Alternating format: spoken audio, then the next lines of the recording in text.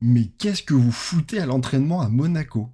En l'espace de 10 jours, on perd Golovin sur blessure, Zakaria sur blessure, et maintenant, Camara se fait la cheville la veille du match. On a un milieu de terrain qui est valide, il trouve le moyen de se faire la cheville aujourd'hui, quoi. Mais c'est pas possible. Comment on fait pour avoir autant de blessés au milieu de terrain et toujours à l'entraînement, quoi? Le seul, c'est Bamba qui s'est blessé pendant le match, quoi. Sinon, les autres, c'est tous à l'entraînement.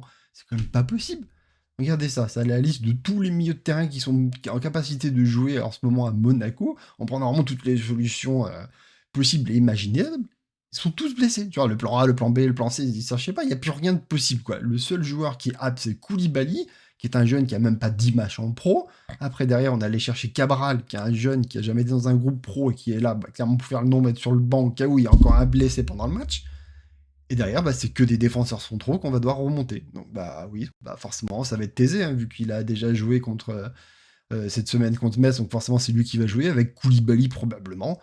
Alors, vous allez me dire, oui, mais contre Lorient, ça va, on va quand même arriver. Non, déjà, à mon avis, ça va être compliqué. Deux joueurs qui se connaissent pas et qui jouent pas déjà. Thésée qui joue pas à ce poste-là avec Koulibaly qui a pas beaucoup d'expérience. Ça va être compliqué de trouver des automatismes et de jouer ensemble sur une paire de milieu de terrain qui est quand même très compliquée. Et je rappelle que derrière, c'est Manchester City. Hein. Camara, il n'est pas revenu pour City. Une entorse, c'est pas en l'espace de 2-3 jours que tu as pu l'entorse. Donc non, on est parti pour jouer contre City avec ce milieu de terrain-là. Ça va être génial, quoi. Et ce qui est top, c'est que du coup, on nous dit non, il n'y a pas besoin de recruter au milieu. Déjà cet été, après le mercato, on le dit tous les supporters, non, il manque un milieu là, il va falloir recruter. Non, non, pas besoin. Zakaria se blesse, non, non, non, il n'y a pas besoin, quoi. Bamba se blesse, non, non, il n'y a toujours pas besoin de recruter, ça va pour l'instant, quoi. Donc peut-être que parce que Camara est blessé, ils vont peut-être faire quelque chose à un moment donné, ils vont peut-être le recruter ce milieu de terrain, quoi. Sauf que là, matin, avec le retard qu'on a, c'est fini.